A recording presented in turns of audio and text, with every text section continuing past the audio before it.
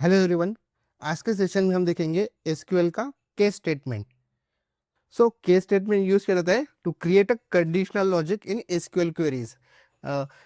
ये सेम होता है इफ देन एल स्ट्रक्चर के साथ में, जिनको बाकी के प्रोग्रामिंग लैंग्वेजेस पता है जैसे कि सी, पाइथन, उनमें हम इफ एल स्टेटमेंट यूज करते थे। उसी तरीके से एसक्यूएल में केस स्टेटमेंट यूज किया जाता है। सबसे पहले उसका सिंटैक्स देखते हैं। सिंटैक्स में होता है केस एक्सक्रेशन, मतलब केस कमांड यूज करेंगे।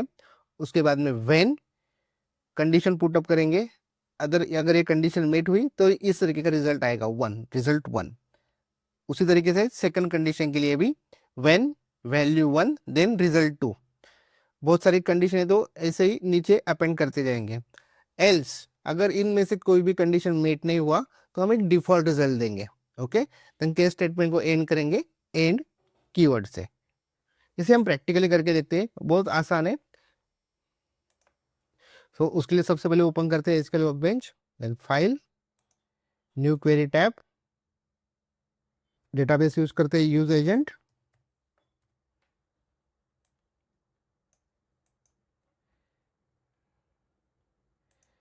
टेबल फेच करते हैं। टेबल फेच करने के लिए कमांड रहेगा सिलेक्ट ऑल फ्रॉम टेबल का नाम एजेंट इन्फो।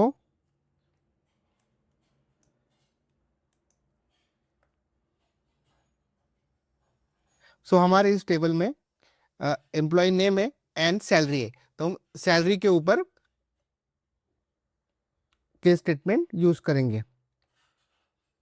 नाउ हम केस स्टेटमेंट यूज करेंगे सैलरी के ऊपर। एक कंडीशन इमेजिन करते हैं कि जिनकी salary greater than equal to 80,000 है, उनको हम बोलेंगे हाई पेड। ओके, और जिनकी salary greater than equal to 50,000 है, उनको बोलेंगे मीडियम पेड।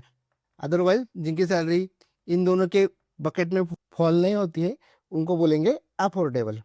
ओके, तो ये कंडीशन हम पुट अप करेंगे बाय यूजिंग एसक्यूएल स्टेटमेंट। उसके लिए क्वेरी लिखेंगे, हमें चाहिए employee name and salary. Command रहेगा select employee name and salary.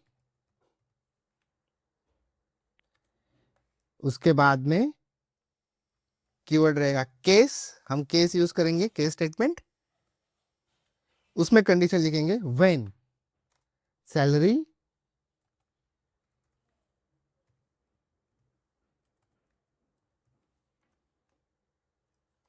Greater than equal to 80,000, then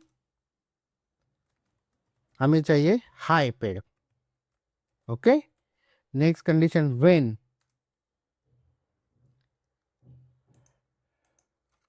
salary के बाद कॉमा रहेगा, when salary greater than equal to 50,000, then उसे हम बोलेंगे medium paid. Otherwise else affordable. और इसे हम एंड करेंगे एंड एज। तो ये सारा लूप कंप्लीट होगा एंड कीवर्ड से, और हम नया कॉलम क्रिएट करेंगे जिसमें हमारा बाइफर्केशन आएगा, high paid, medium paid, affordable. तो उस कॉलम का नाम रहेगा बजट। Okay, budget. और हम सारा डेटा कहाँ से फेच करेंगे? फ्रॉम एजेंट इन्फो टेबल से। एजेंट इन्फो, सारी कमांड सिलेक्ट करते हैं, सिलेक्ट से लेके फ्रॉम एजेंट इन्फो तक। Let's run it. तो आप देख पा रहे हो कि यहाँ पे employee name, salary less than 50,000, then affordable. Okay, जिनकी 50,000 के ऊपर है वो मीडियम पेड, और जिनकी 80,000 के ऊपर है उन पे आना चाहिए हमें हाई पेड। हाई पेड कौन है? विक्रांत गुप्ता, 85,000। ओके, इस तरीके से एसक्यूएल में केस स्टेटमेंट का यूज किया जाता है। इसी तरीके से एसक्यूएल में, पर्टिकुलरली माई एसक्यूएल वर्कबेंच में, हम इफ स्टेटमेंट का भी यूज कर सकते हैं। सेम यही रिजल्ट लाने के लिए हम इफ स्टेटमेंट का यूज कर सकते हैं। जैसे कि हमें चाहिए एम्प्लॉय नेम, सैलरी, उसके लिए सबसे पहले यूज करेंगे if, then condition put up करेंगे सैलरी पे, salary greater than equal to 80,000, comma क्या चाहिए, हाई पेड। ओके, देन इसी इफ में दूसरा एक इफ, ओके,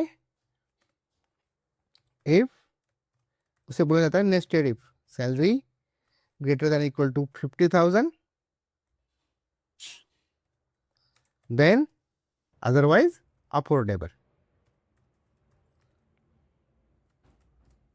ओके, और इसे हम एज बजट नाम के कॉलम में डेटा फेस करना चाहते हैं। फ्रॉम एजेंट इन्फो, टेबल का नाम।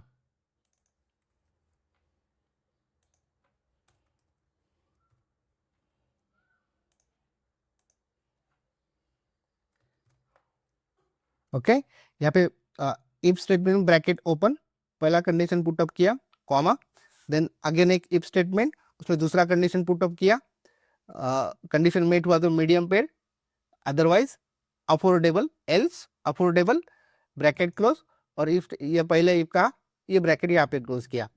सारे आउटपुट को हम चाहते हैं कॉलम में एज बजट। फिर रन करके देखते हैं, लेट्स सी, सेम रिजल्ट हमें इफ स्टेटमेंट से भी मिल सकता है। बट एसक्यूएल स्टैंडर्ड्स में बहुत सारे एसक्यूएल डेटाबेसेस है, एसक्यूएल डायलेक्ट्स, जो इफ स्टेटमेंट को सपोर्ट नहीं करते, जैसे कि एसक्यूएल सर्वर, पोस्टग्रे एसक्यूएल, ये सारे एसक्यूएल डायलेक्ट्स इफ स्टेटमेंट को सपोर्ट नहीं करते। So depend on your project, tool which you are using. अगर आप माई एसक्यूएल पे काम कर रहे हो तो माई एसक्यूएल इफ और केस स्टेटमेंट दोनों को सपोर्ट करता है। एसक्यूएल सर्वर, पोस्टग्रे एसक्यूएल, ये सारे एसक्यूएल डायलेक्ट्स इफ स्टेटमेंट को सपोर्ट नहीं करते हैं।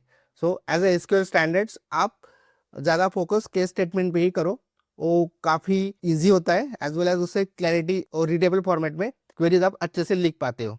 तो इस तरीके से एसक्यूएल में केस स्टेटमेंट का यूज़ किया जाता है। ओके, सो गाइज आज के वीडियो को ये पे एंड करते हैं। Thanks for watching. Please don't forget to like, comment, share and subscribe. मिलते हैं नेक्स्ट वीडियो में।